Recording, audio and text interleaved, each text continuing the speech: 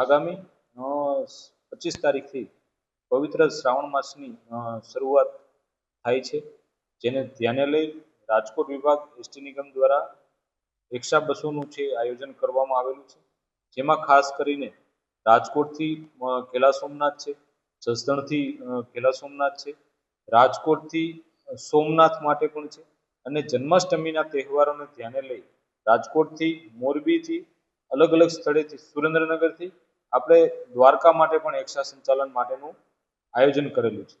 સાથે સાથે મુસાફરો આ દરમિયાન અમારા જીએસઆરટીસીમાં ઓનલાઈન રિઝર્વેશનની પણ સુવિધા આપવામાં આવેલી છે. તો www.gsrtc.in અમારી વેબસાઇટ છે, એની ઉપરથી બુકિંગ કરી શકે છે. મોબાઈલ એપ્લિકેશન છે જીએસઆરટીસી ઓફિશિયલ, એના ઉપરથી પણ ઓનલાઈન રિઝર્વેશન મેળવી અને પોતાની ટિકિટ છે એ કન્ફર્મ કરી શકે છે.